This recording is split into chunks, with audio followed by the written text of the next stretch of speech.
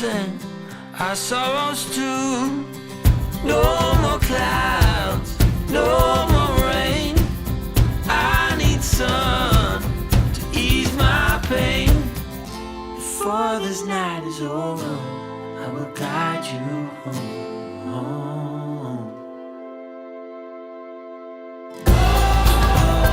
All this time you thought we'd never pay the price.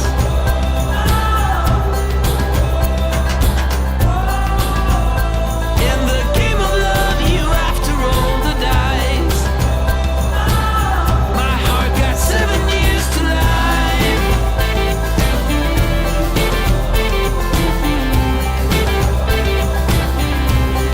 7 years to life.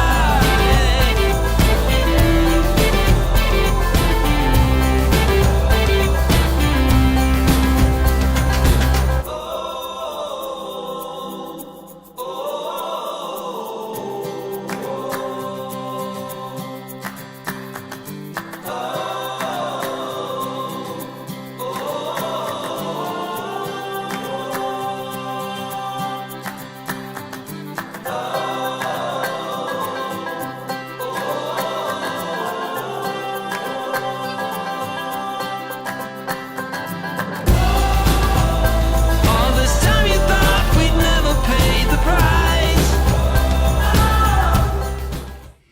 Lisa, I love that you love this song too. I absolutely adore it. I can't take any credit for finding the music for the lives. That's all this guy right here. You're gonna do your tech guy cam? Oh, you want me Oh to- yeah. Okay. He added some helmets. I had to make it more tech. You had to make it more tech. Tech. Yeah, he's so good at finding music. And then, of course, these all end up on my writing playlists too. So, now I know all the words and all the things. Lillian, I'm so sorry that you have COVID. And this is like, fall is your whole family, like birthdays and anniversaries. And that's just such a bummer. So I hope that you are just like on the couch and hydrating and resting and resting and resting.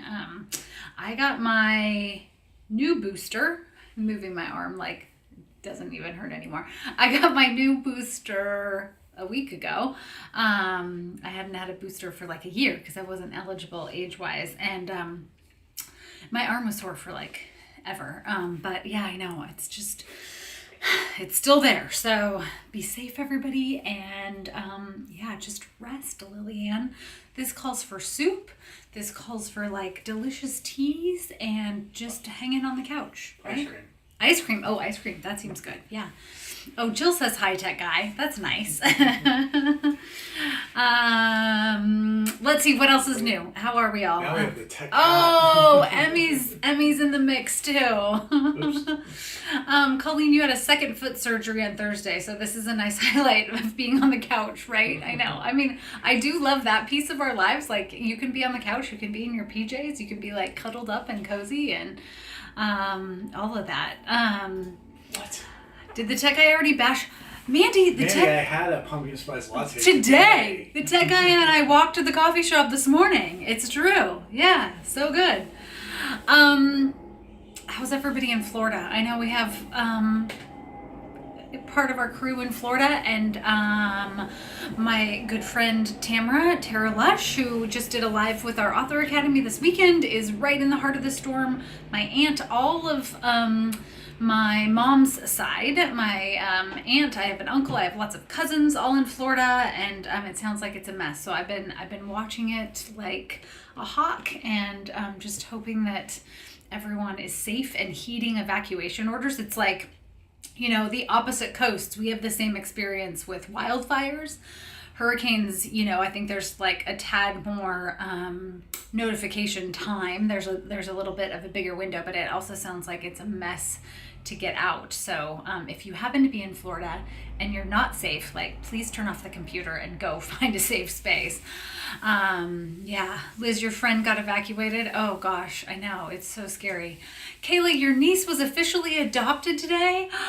Now that is huge cause for celebration. That's amazing. What a gift. I need to know more. Lynn, you're asthmatic. COVID knocked you on your ass for 8 weeks this summer. Oh my gosh. Yeah, I know. I worry about that too, because we all have a little touch of asthma in our house. We all have our own individual inhalers. So yeah, you don't want to get it. No. Teresa, my thoughts are with Lily. And you also have COVID along with the rest of your family. Teresa, I'm so sorry for you too. I sense a theme going on. Sky Guy is at college, as you well know, and there's a huge outbreak at school, of course, too. So I just feel like there's a lot of talk about the pandemic fully being over, but it doesn't seem like that's true. So yeah, just be careful. And if you have it, take it easy. Like, I do think everything that I've read, and our kiddo had it, Sky Guy had it, this spring, just like resting as much as possible seems to be the way to go, and not to try to overdo it. Lisa, you were in the Cone Path, but then it moved away from you. Oh, you were in Ivan. I know. Seriously, like, my heart is just with all of Florida right now. Lenny, our big plans are coming together. We're moving to Tennessee next Thursday. That's right. You've been planning a move. That's so exciting. Congratulations. Have you found space? Do you have a house yet? Are you going to go and then, figure it out when you get there? I need to know.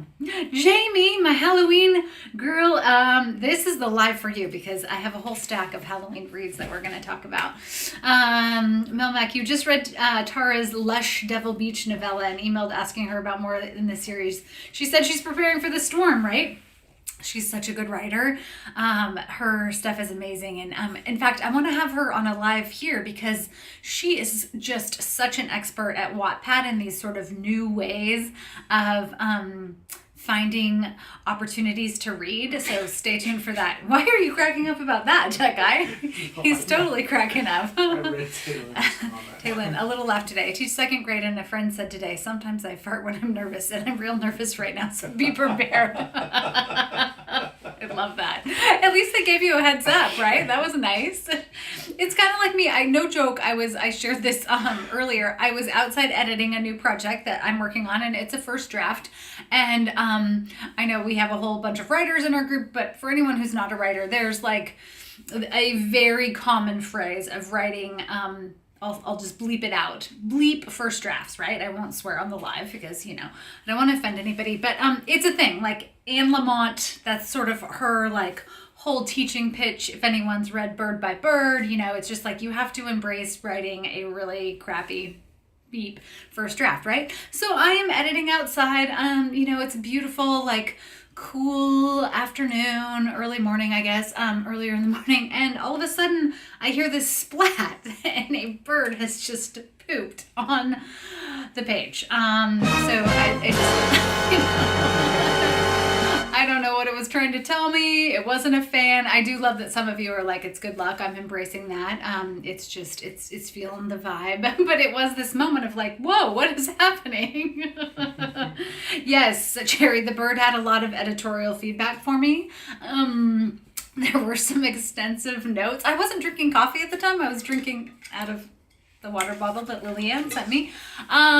So it took me a minute to think like, what did I just spill? Oh no, that came from the sky. Great. Anna Louise, I did not know that, but I'm taking the good luck. Yeah, I'm down. I don't know how that wasn't in my like realm of knowledge. I had never heard that, but so many of you said that. So thanks for that. So tell your kid, like, prepare for the farts and the bird poop. It's a theme of the day. Oh, so good. Everyone's a critic. Yeah. Yeah, the bird had some great notes. If you haven't read Anne Lamont's Bird by Bird, I highly recommend it. Even if you don't want to write, like, it's such a beautiful, introspective essay, a memoir, practical guide on writing, and she's so right on. Like, first drafts are not meant to be good, but I feel like the bird was also just really hammering that home for me today. It's true, at least it wasn't on my head, Lillian. And Jamie commented that you had a bird poop on your head on the way out of your first day of orientation at a new job, so that would be way worse. Like, then you have to go home and shower because it's in your hair, and yeah. Joseph, I should incorporate it into the new book. This new book is not, It doesn't have any bird themes, but maybe the bird was also trying to get my attention. Like I need to weave some birds in somehow. Cherry, the name of her book is Bird by Bird. Bird by Bird. Yeah. Right, Kelly. I mean, she's a goddess. She's everything. Her storytelling ability. I've seen her speak 3 or 4 times, and every time I am just completely captivated and in awe. Yeah, so good. Yeah, Jill is not wearing white. That would be horrible. Okay, Jamie. Even with the hair, it was still good luck. Good luck. So I'm accepting that. I hear the message and I will take it. I will also say that the tech guy has always been a bird whisperer, but it is on steroids. How many doves do we have at this moment, tech guy? 6. 6 doves. Are you going tech guy cam? Oh, sorry. What is your goal with said doves? Well, to eat out of my hand. To eat out of your hand. Feed them from my hand. You're not going to eat them. Nest, you want them to eat out of your in hand. the backyard too. Yes, nesting, and the goal is to get them to just come right straight and feed out of your hand. But 6 doves pales in comparison to the number of hummingbirds. Yes. That's getting a little. It's getting a little out of control with the hummingbirds. The hummingbirds. The hummingbirds are. It's kind of dangerous to sit outside at night because they're. I mean, there's got to be 20 and they do dozen of them, like probably? flybys. Yeah. Yeah. In fact, I have thought like, ooh, death by hummingbird. Like you get one in your eye or something. I don't know. See, this is the problem. The tech guy wants to feed them. I want to put them in a mystery somehow. Melmac, you saw the Sloan 6 book announcement. I do have a title. Do you all want to hear it? I have not shared this publicly yet. So, but actually, no, I can't share it tonight. I'm teasing you unintentionally because just about to I know I haven't actually put it up yet. So, but it will be coming soon. That's it. Joseph, the tech guy, did shave off his beard. He terrified me when he came out because he didn't tell me what he was doing, and I was like, "Whoa, who are you? What happened to the tech guy?" I love it. Mandy, you needed the clarification of dove soup, right? I know when he started out by saying, "I want to feed them," like, no, you don't want to eat them. We do have crows. Yes, we've had murders of crows flying over the house like every night. Speaking of last night, did anyone see Jupiter? We went out and saw it, and it was definitely the brightest thing in the night sky. And then with binoculars, I could see more color with it, and I could see one of the moons, but that was it. But I bet some of you might have actually gotten like a better view of it last night. Aaron, your children hate it when your husband shaves, right? I know, yeah. It does. It takes a minute to be like, whoa, what? You have a whole new face that I'm not used to. You shaved for the first time in weeks today too. Woo! Regina, you're reading the first book, Meet Your Baker. Yay! I'm so excited. There's so much more to come with Jules and the whole crew. I am working right now on recipes for book 17, which is going to be the Halloween book, and that will come out next year. And then I've been starting to really piece together what's going to happen in book 18. So, yay. I just Taylor Swift Easter egg you. Sorry, Michelle. I know. Has anyone been watching the midnight announcements? Like, what does the phone mean? And then it's upside down. And then I thought she was going to headline the Super Bowl, but now it's out. But I'll take Rihanna. Rihanna's a great second. What do you call it when you see 2 crows together, George? Attempted murder. Where's a little ba-dum-sh for that? Do I have it? I don't know. I'm sorry. All right. Well, that's hilarious. I had not heard that one before. That's pretty clever, and that's right up my alley with puns. So tonight I want to talk about reading. I want to hear what you're reading. I want to hear recommendations.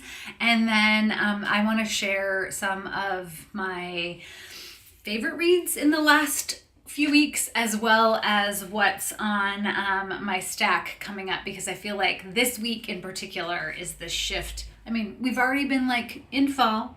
we've been tiptoeing into fall, but suddenly, like, I'm all ready for the spooky reads. So there we go.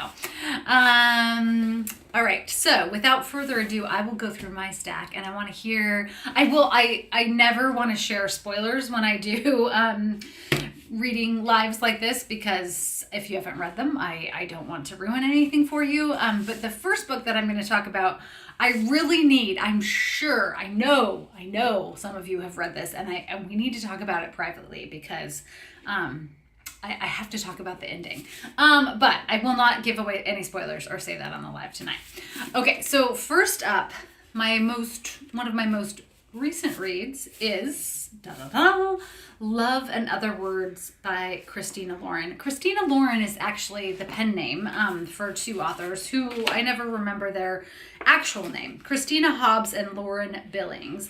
They have written a number of romances and women's fiction, and I mean, they had me at the cover, right? It's books, it's words, it's a California love story, like everything about it. So the premise of this is that two young bookworms, book nerds, book lovers meet during their middle school years, and at this cabin that Mia, the main character, and her father go and visit every year, and then more frequently. So they meet in middle school, and something tears them apart, and then they have sort of a meet cute a decade later in San Francisco, and the story takes off from there, and it goes back and forth in time. So we are in present day San Francisco, and then we're back in time during middle school and high school years, and we don't entirely, like, we get parts of the story, but I personally love any sort of book that is pulling me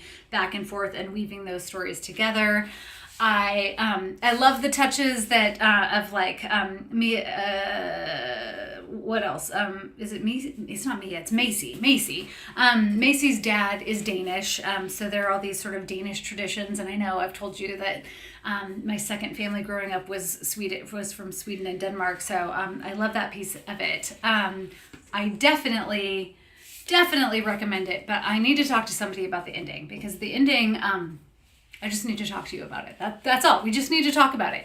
But if you're looking for something that is bookish and sweet and light, and also has some emotional resonance, we learn in the beginning that Macy's mom has died. I will tell you, like, obviously, like, I lost my mom, so not recently, but at a younger age, and so that's always like a point for me. So I teared up at the beginning part of it. I thought they did a beautiful job of sort of writing in that mother-daughter relationship, and we get a sense of her even though she's not actually on the page, which I also appreciated.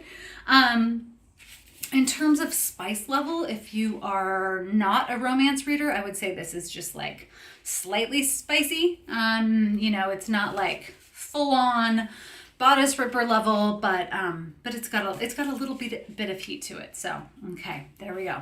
Liz, you lost your mom when you were 24, so that stuff gets to you. Yeah, it doesn't take much for me, but it was also just really beautiful because her mom goes through this whole list. She provides the dad. This is not like a big spoiler either, but she gives him a list and instructions of what to do for her at like every age and decade and life event. And Beth, I know, it's just, I think that loss lingers with us. So then, when we read or see something like that, it brings that grief back up to the surface. But I say that, I don't dissuade you from reading it at all, but I just do like to give you a heads up about that, if you're not in a space, to be wanting that, then, this might not be the book for you at this moment, like some points of time, a book might resonate, and other times we might be a little more tenderhearted and need a break. Sandy, you lost your mom at 10. Oh yeah, that's so tough.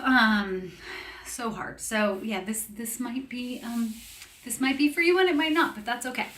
But one of the other things that I will say is it's just also, as you know, I'm a lover of books and reading, and that comes through so strongly in this story too. It's also a love letter to books, which is kind of the theme of my standalone that came out last gosh, was it March? Is that right?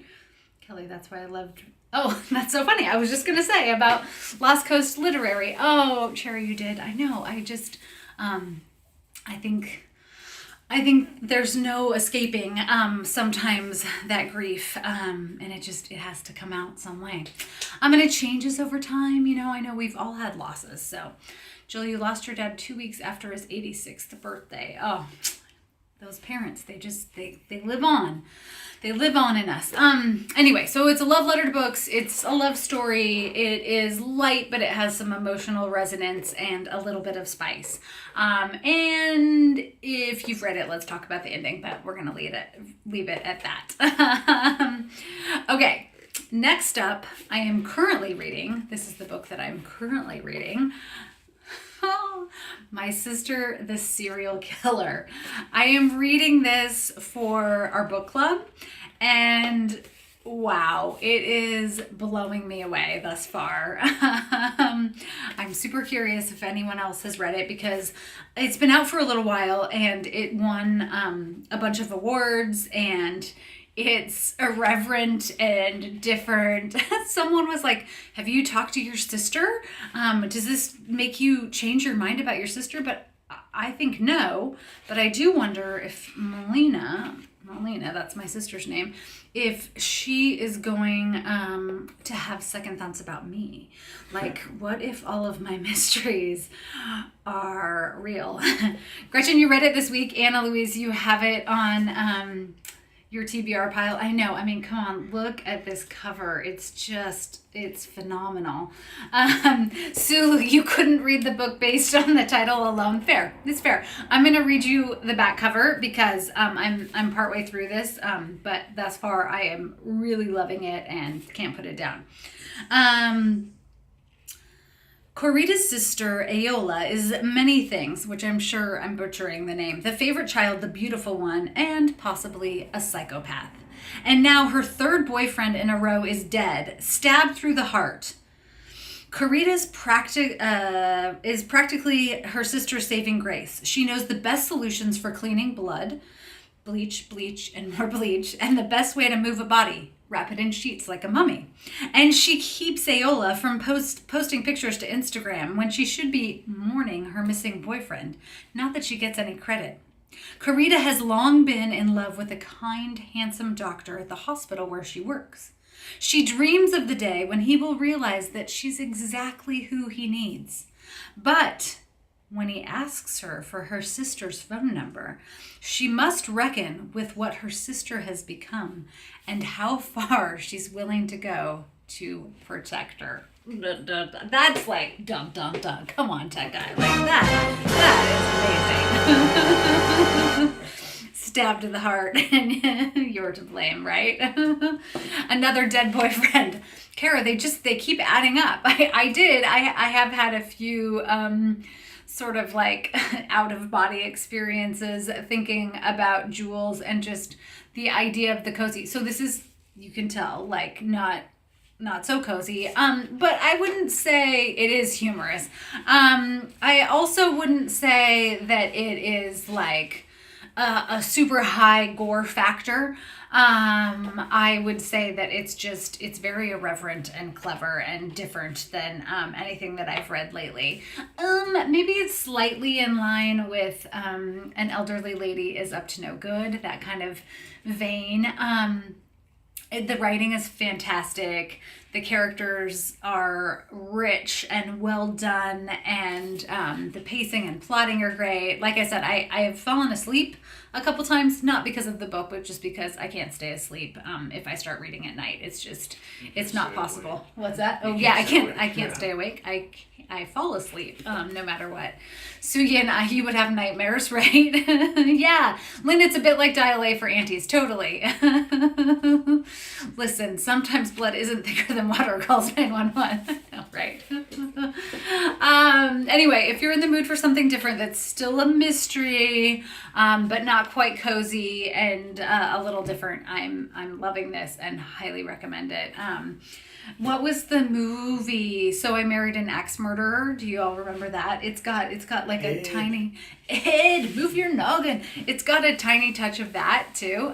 So if you're into that kind of vibe, Jana, I think you'll love it. I really do. It's great. And so different and fresh.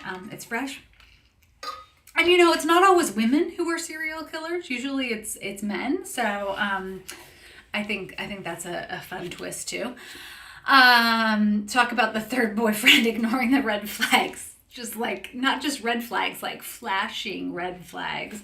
What was I going to say? Oh, I do think it's funny that in the cozy world, Jules has seen so many bodies. And I will have conversations with my editor whenever I turn in a new book. Like, how much do we talk about, do we allude to previous crimes? And her advice is almost always like, nah, let's just not. We're just going to keep pretending like, oh, she's so surprised that here's another body in tiny little sweet Ashland, which is sort of the vibe across the board with how the cozy deals with murder. So I do think it's funny because I've always thought it would be hilarious for Jessica Fletcher to have a remake, and then at the end she's done it. She's actually been like the Cabot Cove serial killer or something. Like, it would be so fun to flip it when you end a series and just be like, ha ha ha. You thought Jules and Lance were out there with their pastries and their, extravagant productions, but no, in reality it's been Jules the whole time. She does, Steph. She's so nonchalant about it, right? Kelly, she does need trauma counseling, right? Exactly. I'm hoping for a reboot of Murder, She Wrote, Sudi, and it needs to happen. It's time. It's definitely time. Okay, so moving on. What is up next in my stack? I have 3 next in my stack that are all leading into Halloween. And I'm just going to give you a quick little preview of the covers because they're all kind of in the same... No, you can go to that. They're all kind of in the same tone, which I think is fascinating. We were driving back from seeing Sky Guy at his first collegiate race and stopped in Solvang in Southern California, which I know a few of you have said, you have to go. And it was totally just like my worlds colliding because it was part Jules and part Sloan. There was like the whole Danish vibe. I think I talked about this last time a little bit. Anyway, there was the most amazing independent bookstore. And the first thing that I do when I'm visiting anywhere new is I find the coffee shop and the independent bookstore.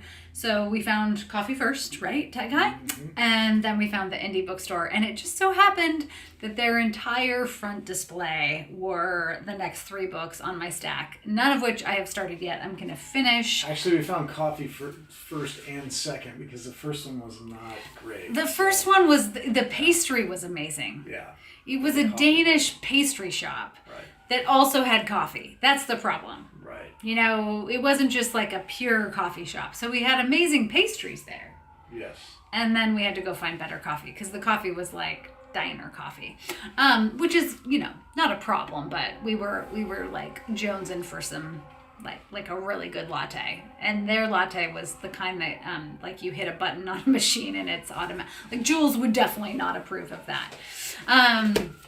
Anyway, so I was delighted because I wanted some October reads, and all of these fit the bill. So the first one is Cackle. Cackle. There it is. Look at that cover. Well, I threw you off. I'll read you the back cover so you get a sense of it. A darkly funny, frightening novel about a young woman meeting a witch who might be too good to be true. All her life, Annie has played it nice and safe. After being unceremoniously dumped by her longtime boyfriend, it's a theme of boyfriends right now, she seeks a fresh start. She accepts a new teaching position and moves from Manhattan to a small village upstate. She's stunned by how perfect and picturesque the town is. The people are friendly and warm. Her new apartment is dreamy too, aside from the oddly persistent spider infestation. Okay, so that's a problem. I don't think I'd be so chill about a spider infestation. Then Annie meets Sophie, beautiful, charming, magnetic Sophie, who takes special interest in Annie and wants to be her friend. More importantly, she wants Annie to stop apologizing and start living for herself. That's how she lives. Annie can't help but gravitate toward her self-possessed Sophie and begins to spend more and more time with her despite the fact that the rest of the town folks seem a little afraid of her. I love that. This is what hooked me. I mean, I loved the cover already. I loved the title. But that line, I was like, okay, you sold. Whoever wrote the back cover copy for this, genius. And like, okay, there are some other things. Sophie's appearance is uncanny and ageless. Her mansion in the middle of the woods feels a bit unearthly. And she does seem to wield a certain power. But she couldn't be. Could she? Okay. Does that not just sound like the perfect October read? I can't wait to dive into this. I haven't read Rachel Harrison before either. She's the author of Return. So I'm curious if anyone has read her at all. And have you read this? Paula, right? We do judge books by the cover. You need it from that cover. Yes. It was also a monthly pick at Barnes & Noble. So that's always a good sign. No, spiders. Yeah, I know. Spiders, bad. No. Adding it to your cart. I apologize in advance if I make your TBR stack grow. I also would love to get your recommendations and hear more. Taylin, no, the authors don't usually write the back cover copy. The marketing department does that. Although, you know, every time I send in a book, I send in a synopsis. So usually the marketing and publicity department will take a piece of that synopsis and then work it themselves. But no, in fact, one of the things that I love doing at book events is read my back cover copy because they cheese it up even more than I would. There's so much just like, you know, drama and over the top soap opera-y language in there. So yeah, no, that's usually publicity with like a little bit of a background from the author. Steph, this is dangerous. My stack is too big to begin with. You can also always check out any of these books from the library too. What I do is, well, I do both. I check out a lot of books from the library too, but if I purchase books, because if I'm on vacation, I want to support an indie bookstore and I needed fall reads, then I do one of two things. Well, more than one of two things. I share them with friends. So once I read something, I will send them to a friend. I'll send them to my sister. I will send them to my dad. I will pass them on to a neighbor. Or I will take them to little free libraries and leave them around little free libraries because that's a great way to pass on books. Otherwise, I don't think I don't have enough shelf space. It's impossible. Sometimes whoever writes the book covers ain't doing the author any favors, right? I know. It's a skill. I feel like it's almost like I think people who are really good at writing back cover copy are also great on Twitter. They're probably copy editors, you know, they are great at that like tight language, or like I said, one line that I'm like, okay, I have to leave the store with this book now just because of that line. I almost said this, but Lillian. Oh, Lillian, come on, don't call me out. Yeah, I've had a few walks of shame to the library. That hardcover was definitely the most embarrassing. Yes. I want my own little free library too. Yeah, Lynn, and library book sales, another great way, or donating them to the library. I have a lot of teachers in my life, so passing them on to teachers so they can just have books in the classroom to share with kids. Sue, your aunt has 6,000 books. She was a former prison librarian. Wow. Does she have a library at home? Does she have space in her house? Like, I would love to see that. That's amazing. More importantly, has she ever found anything interesting in those books, Ooh. hidden in those books? Yeah, that would be great. There's a book there. There's a story there for sure. Speaking of which, I have been receiving a number of stories for the story showcase. So if you're working on those stories, you've got like a month or so left to get them in. Oh, yeah, there you go. Oh, hey, elliealexander.co / okay, / I was gonna say writing - showcase. Jessica, you feel bad that the majority of what you read is on my Nook. Do authors benefit from digital copies that are purchased? No. I mean, yes, authors. Oh, I was yes. like, wait, Sorry. No, you hold shouldn't. on. No. Yes. Yes. And no, you shouldn't feel bad. It's great that you're reading stuff on your Nook. You should definitely not feel bad. And actually, usually, especially in traditional publishing, authors' royalty rates are a little bit higher in ebook than they are in print. Just because print is so much more expensive for the publishing houses. So, no, that's great. Well, and authors benefit from people who check digital books out from libraries too, because libraries buy the digital copies that they have in their collection, just like they do paperback and hardcover books. Absolutely. Libraries are huge supporters of authors. So however you find my books, unless you are pirating them, it's great for me, and I never care. In fact, I ran into this woman a few weeks ago who I had met at a book event many years ago. Anyway, long story short, she was apologizing because she passed one of my books on to a friend, and I'm like, no, that's great. That's also great. So yeah, absolutely. It's true. Yeah. Anna Louise, what do you say? You get charged more for ebooks than print books in the library, right? Because of the licensing for it. Libraries have a certain number of e-copies they can lend out, right? Yeah. Steph, how delighted are we when the tech guy pops up? Pop up, tech guy. Surprise. I think you should just be in your helmet. Oh, yeah. Amy, my apologies for making your TBR shelf longer. I know, but these are so like on season for reading, so there's that. Okay, let's see. Moving on to the next one on my TBR stack. This is another Halloween spectacular. Are you ready? The Witches of Moonshine Manor by Bianca Maris? I don't know. You know me in names. Let's see. Oh, Tiffany's here. We had to get Mima settled. We're ready for the hurricane. Yes. Tell us. We need more info. At the beginning of the live, I was asking. So we definitely need an update. It sounds like it's going to make landfall tomorrow. Is that right? Are you safe? Is there anything we can do for you? Yeah, Brooke, like, exactly. How can we send you whatever you need? Do you need books? I'll send you books. I know you might lose power, all those things. It's no good. Yeah, we're all sending you. We need COVID vibes and for everybody who's healing from COVID, and hurricane vibes. That's where we're at right now. Chris says it's Murray. Murray. Thanks, Chris. Yeah.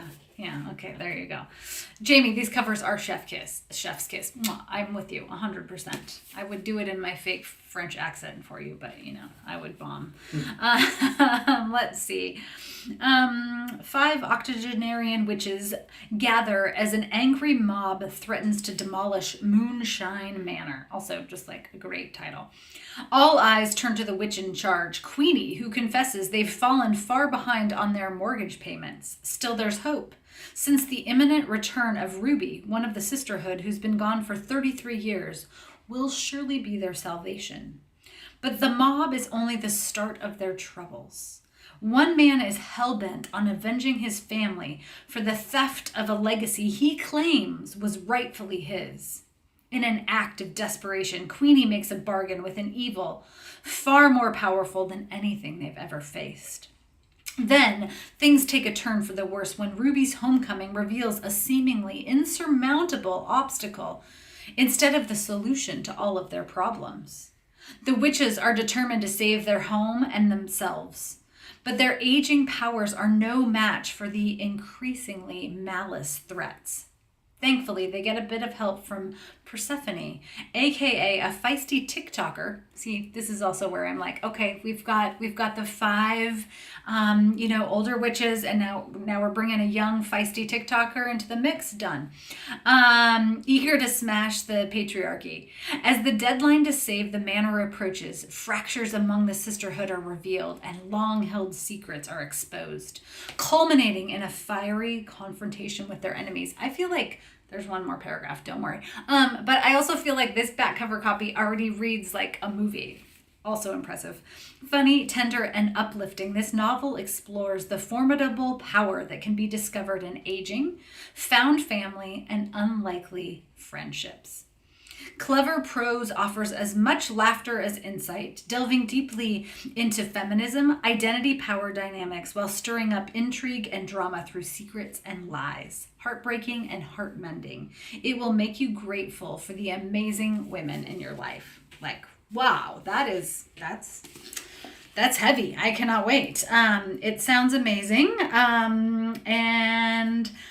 It sounds like Bianca has written quite a bit of nonfiction, and I haven't read her other work either. So that's always exciting to me because I love discovering new authors myself. And oftentimes, if I end up really enjoying a story, then I will go back and read some of her other work. I'm curious. Do you do that too? Yeah. Mary, you have separate TBRs for the holidays. Always looking forward to a cozy seasonal read. Yeah, right? I know. I love reading on season. There's something about it that just feels right. Not that I don't read off season sometimes too, but I love that too. Put the book graphic back up there, tech guy. Oh, you did. Okay. Okay. This one is on your TBR. You just listened to the first chapter for fun today, and it was great. Okay, Paula, I haven't read the first chapter. Liz, I feel like a lot of authors bring in hashtags and TikTok to social media, into books to draw in a younger crowd. I just read an Ellen Hilderbrand book, and she's been writing for years. She was doing the hashtag thing. Yeah, I mean, I definitely think that it's hard. It's like there are pros and cons. I feel like this discussion came up about COVID. I was interviewing Warren Easley last week. He won the Spotted Owl Award, and he is covering COVID in his new book. Do I have it right here on my desk? I do. Oh my gosh, you know what? I have a stack of other books that I should show off on my desk too. But this is his latest one, No Witness by Warren Easley. They're great. They're very Oregon-esque, and Cal is a lawyer, so he kind of is always looking out for the little guy and solving crimes. But I'm totally digressing in that Warren was talking about the fact that in book 9 in the series, COVID's gonna be a thing, and it's hinted at in book 8, but he's going all in. And for Jules and my writing, we're just gonna pretend like that didn't happen. But then there is something about kind of reflecting the time that you're living in. And I think back to the very first mystery series that I wrote, which are my Pacific Northwest mysteries with Meg Reed. And she was using all of the lingo of the time, which it would be really funny. I have not read them in over a decade, but it would be funny to go back because, you know, she would say things like, oh, that's totes ridics, and everything that was popular with 20-somethings 10 years ago. But then you run the risk of sort of having that be dated, I guess. So it's a fine balance. You want to bring in a younger readership, but how do you balance then reflecting the world around you, staying in touch with that, and then not having something be so on trend or on point that you still say, I do too, but you know, I'm not 20, so that's the thing. You're much younger than I am, Suyin. Plus, you know, you're working on your PhD, so basically you're a co-ed, right? Yeah, totally, Liz. I definitely think it's like you have to keep up with the times, but then it's like, I don't know, it's more challenging, I guess, than I would have thought. And it would be interesting now, you know, a little bit later in my writing career, would I make that choice again? Like if I'm going back to rewrite Meg, would I change those out? Would it still just be reflective of the time that I wrote them? I don't know. Like it's a whole thing. Yeah, Erin, it does. It feels like it dates things unintentionally, but yet I think there's a balance in how to do it. Like I think now I think I would be more intentional about it. Historical fiction does that in that, you know, maybe you're peppering in details about, you know, sort of what a character might be wearing or current events of the time, what kind of cars they're driving. You know, there are subtle ways that you can work that into writing. So I guess, you know, if we're looking back a decade, that time is different than it is now. But yeah, it's fascinating. It's I don't know what the answer is. It's an irony. Yeah, I know. Like, yeah, it is. Well, it's also interesting. And I love that TikTok and Book Talk and a whole crew of younger readers are discovering the cozy and are just reading in general. Like, that makes me so happy. So yeah, my books definitely have references to things like hashtag and social. You know, Bethany's always doing that at Tort, but now as I'm writing it in the back of my mind, I'm like, oh, you know, if somebody comes and reads this 10 or 15 years from now, they're going to be like, we don't use hashtags anymore. We just like click something in our brain and we see the picture we want to see. Anyway, okay. Last but not least in my Halloween stack, are you ready for this one? This is another cover that is just gorgeous. A Botanist's Guide to Parties and Poison. I feel like Lance would give Jules this book for Halloween. Like he'd come into the bake shop and say, you need to read this. This is a mystery. So there's that. So it's a full-on mystery. And I haven't read anything by Kate Kavari, right? So let's read the front cover. This one is in hardcover. Also, this is what got me when I was in the bookstore. The Lost Apothecary, which I adored, meets Dead Girls in this fast-paced adventure. Okay. Oh, this is her debut, so that's why I haven't read her before. Newly minted research assistant Saffron Everly is determined to blaze a new trail at the University College in London. But with her colleagues' beliefs about women's academic inabilities and not so subtle hints that her deceased father's reputation paved her way into the botany department, she feels stymied at every turn. When she attends a dinner party for the school, she expects to engage in conversations about the university's large expedition to the Amazon. Not that Amazon, like Amazon the place. Just kidding. What she didn't expect is for Mrs. Henry, one of the professor's wives, to drop to the floor, poisoned by an unknown toxin.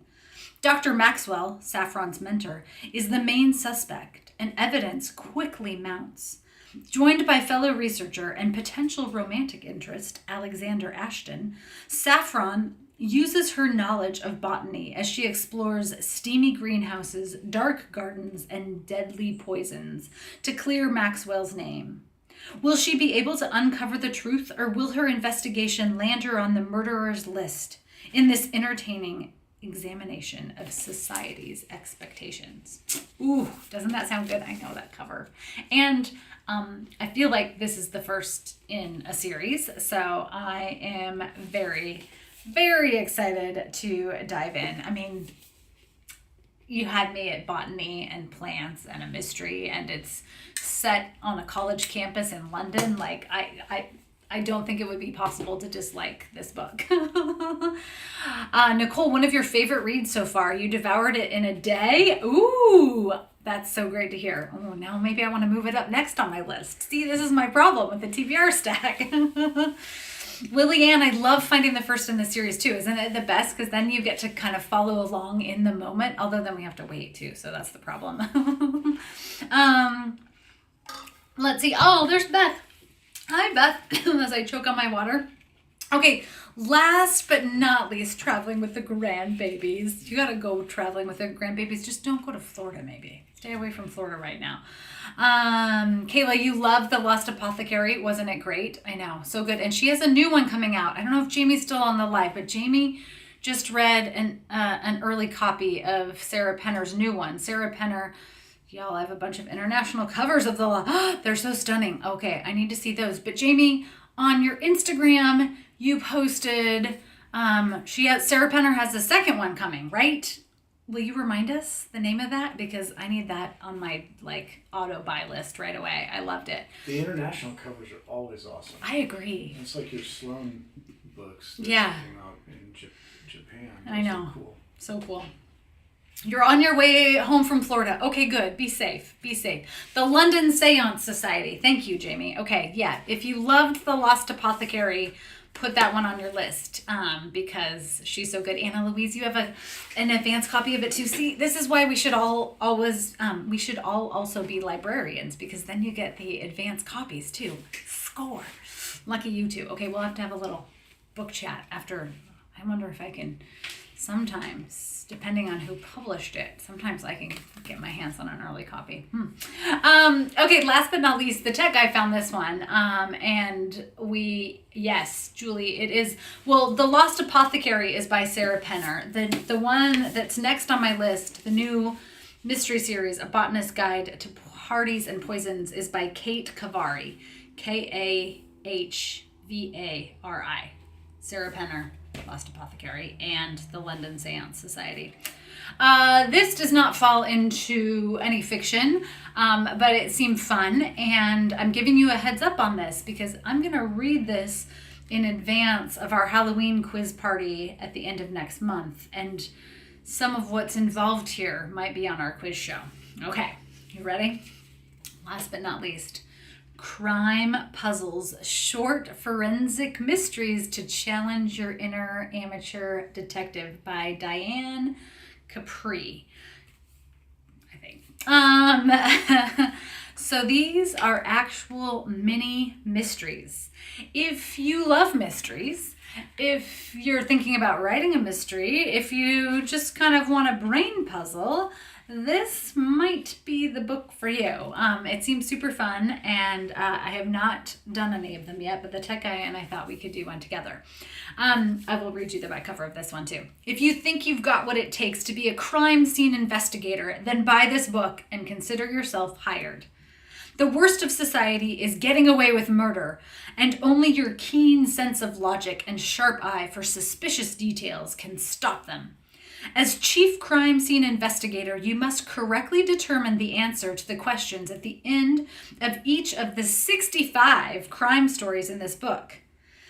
In it, you will peer over a medical examiner's shoulder as an autopsy is performed. Ooh. Listen carefully to the testimony of a tool mark expert. I honestly, I feel like this is going to be research, right?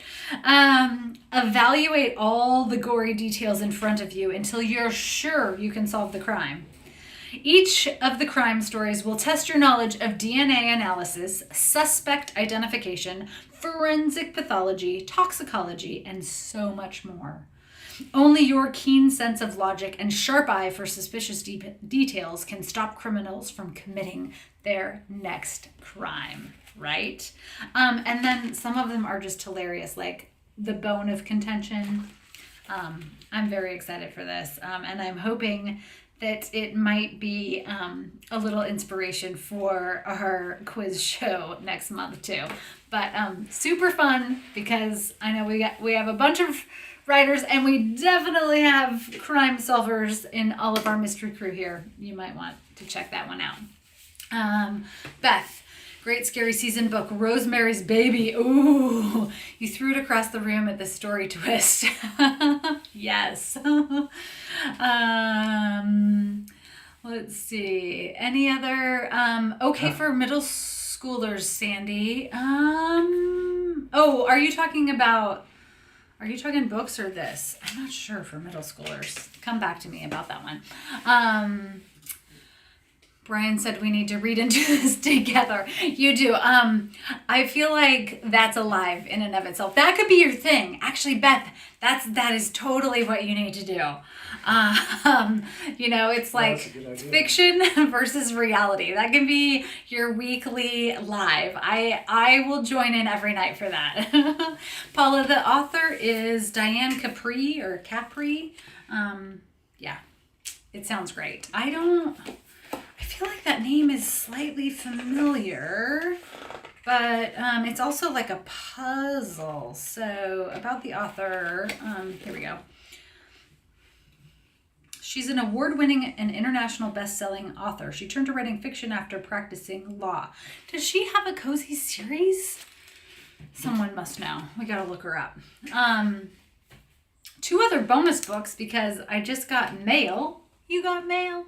That's also a good fall movie. Although I have to say, like, I might be on an island here, but I did not love the ending of You've Got Mail. Like, I was so depressed by that. I love it up until the ending, and then I'm like, no, that's not how it should end.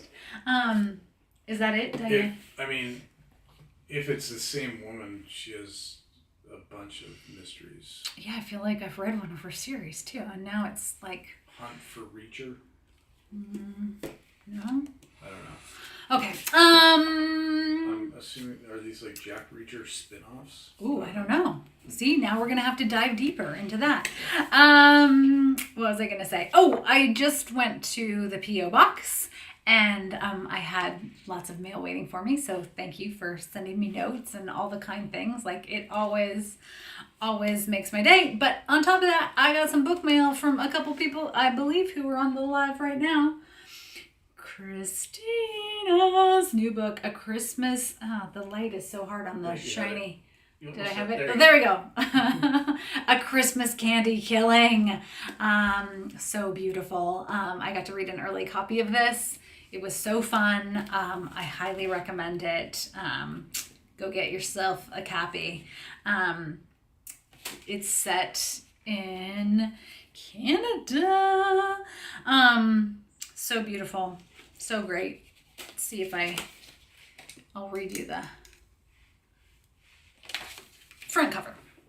Identical twin sisters Alex and Hannah are the owners of Murder and Mayhem, a mystery bookshop that sells their famous poison-themed killer chocolates.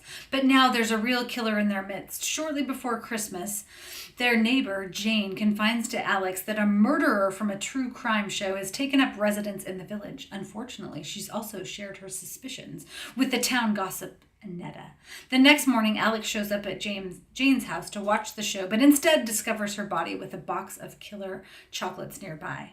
The sheriff quickly zeroes in on 2 suspects, Alex, a beneficiary of Jane's will, and Zach, a handyman who was seen leaving the crime scene.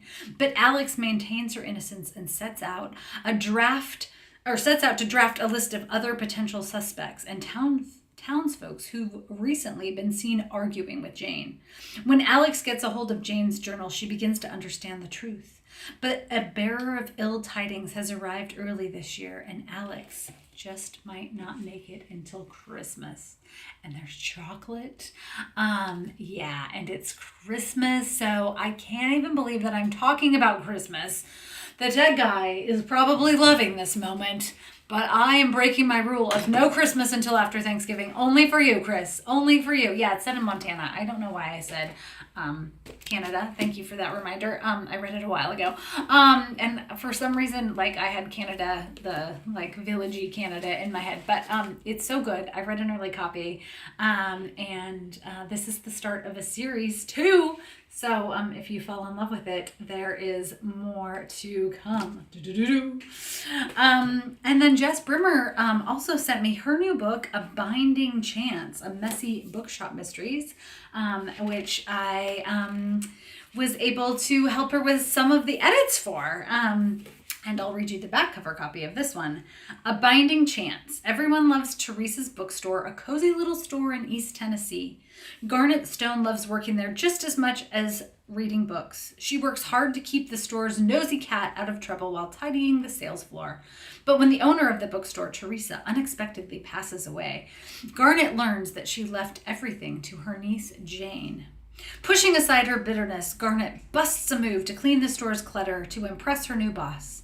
After Jane arrives to announce the store's closure, things take a turn for the worse and another dead body is found in the store. Dun dun dun. The new sheriff believes Jane is the killer, but Garnet knows her new boss isn't to blame. Her roots in a law enforcement family give her confidence in solving the murder, but she quickly discovers it won't be an open and shut case like she had hoped. Unusual clues point to multiple people, yet the suspects have concrete alibis. If Garnet cannot solve the perfect crime, Teresa's bookstore will be gone. This is also the first in a new series. Can you hold that up for yeah, people that sorry. don't have graphics? Yeah, I know. Well, because these just came in the mail today. Yeah. And thank you for sending me books. That's always awesome. Yeah, so it's so fun to see our group. What if my ultimate goal is that every single person in our group who wants to, not you don't have to, it's not a prerequisite because we can just be readers, but everybody gets a book out there. Let's go. Let's make it happen. Take the screenshots. I'll share them all too. Tennessee, we got Montana. Yeah, we can update the post with them. What's that? We can update the post. Yeah. with Yes, the those were bonuses. Those are bonuses on my stack. I actually read both of them already. Marty's here. Marty. Oh, you're in East Tennessee. That's right. I was like, you already moved. Phew, okay. No Florida for you. East Tennessee. Okay, let's see. I am on, oh yeah, the tech I saved a couple questions. I am on TikTok. Come join the fun. Come to the dark side. Come to the TikTok. It's super fun. I love TikTok. I'm on Book Talk. I'm enjoying it. I would say I don't post as much as I should, but I try to. Yeah. What else have we got? This one sounded interesting. Love on the Brain. Allie Hazelwood. Star Wars is part of the details. How can you go wrong? Oh, Lynn. That's a yes. That's a tech guy. Anna Louise loved it. Okay. Oh, did you write that down? No. Uh-oh. Okay. All right.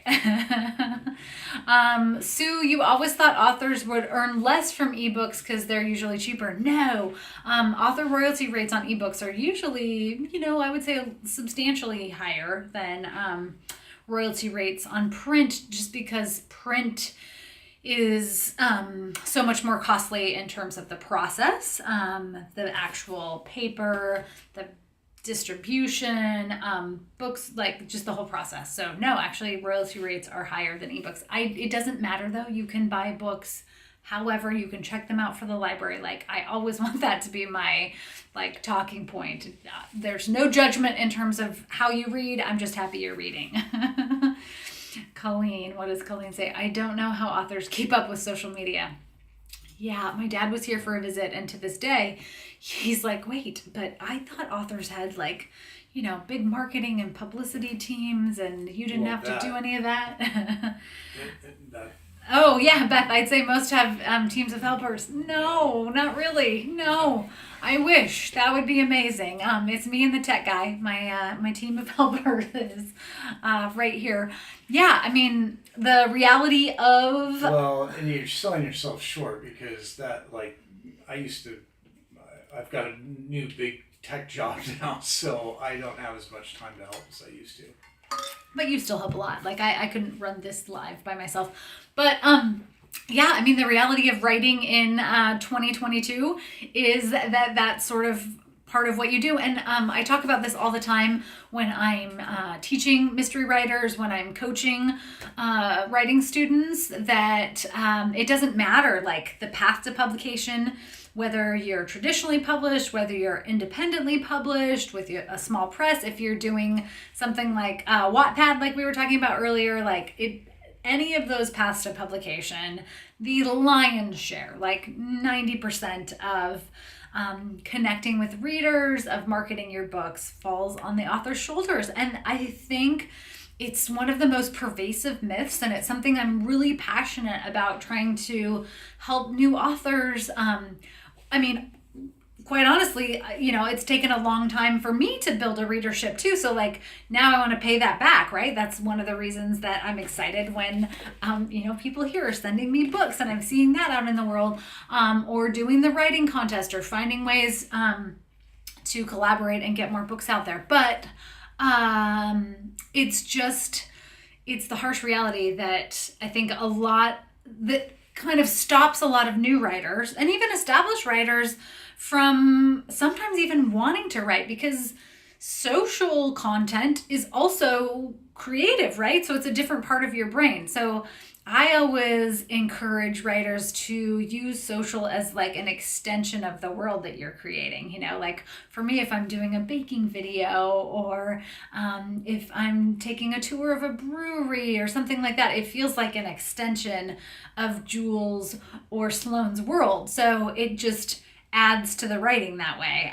But it's definitely a challenge, and it's a lot of work, and it's one of those things that it takes time, but like it can happen, and you can make really amazing connections like we have here. So I don't discourage new writers at all from taking that dive into social, but what I do try to do is have like a little dose of reality that you're probably not going to have like millions and millions of followers overnight. That it takes time, and it's a part of what you do if you're writing professionally for a career. Like, this is my job. This is how I make money. So, like, you put in those hours for your work job. This is just my work job.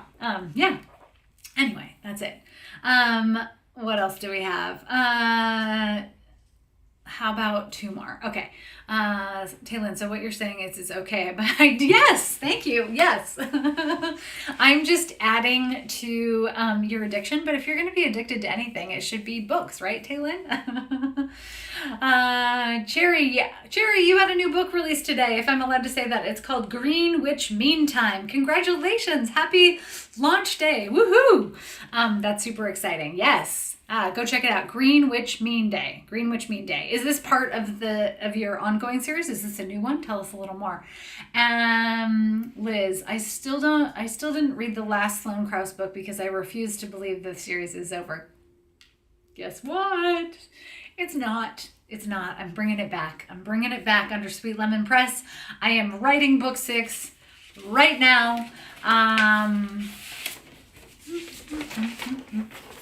This is book 6. I can't. Yeah, don't do it. They'll take screenshots. This is book 6 of Sloane. It will be out in late February, early March of next year. Yes. I'm so excited. I'm so excited to be back in her world. I can't even stand it. We could do a whole Sloane talk because I went down a deep rabbit hole of drama in real Leavenworth, but we won't go there. Jamie also said that you got a mention in the back of the London Seance Society. That's perfection. I'm going to need you to sign my copy now. Okay, that's the deal. So again, I'm glad you're bringing it back because I just got the first book. Yay! Okay. Oh, you're going to start it tonight? Oh, you get to be in Sloane's world? I'm so excited. I know. I'm really making the tech guy freak out. Okay, it's a new series. Look up my name with the Y at the end. Okay, congratulations. So is this the first in the new series? That's super exciting. Yay. Yes, Paula, the 5th book in the Meg series, The Cure for What Ails You, sorry, I just swallowed wrong, is out at the end of October. So it should be good timing. Yeah, yay. All right, phew, well, what a night. So many good books, so many new books for all of us to share. I'll try to report back at our Halloween episode about the 3 Halloween books too, but yeah, message me if you want to chat. What do we have coming up next, Tech Guy? It's funny you should ask. Funny. Oh, October 11th, we're going to do fall drinks with the Tech Guy. And this means the Tech Guy is in the hot seat. I believe as part of the fall drinks, you're going to have some fall drinks. But you can ask the Tech Guy anything. Oh, no. Anything. Oh. Anything you want to know. Bring your tech guy questions and let's see if we can crack this nut. That's what I want to know. And then October 25th, we're going to have a Halloween quiz show with prizes and all of the fun things. So save the dates. Look what you've done. Literally anything. Suyin, what do you want to know? Anything, Cherry, anything. So exciting. So well, you can ask. I don't have to answer. Right.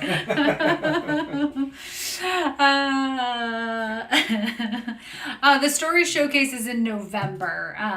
It'll be after that. Jamie, you're organizing a Halloween raid train on the 27th. Ooh, yay. I got to join in on that. That sounds awesome. So much good stuff tonight. So many things to celebrate. We've got books in my hands. We got a new ebook from Cherry. We have all the things happening. Yeah, it's always so great to be back with you all. I love this group. Is he gonna drink all the drinks? I hope not. Maybe just a little taste, right? Maybe a shrub. We'll have to do something. Yeah. Well, that's for a night of drinks with Ellie. Okay. Anyway, on that note, I am wishing you all happy reading. I'm sorry in advance if your stack just grew tonight, but we can always use more books, right? That's the best part. And I will see you in a couple weeks.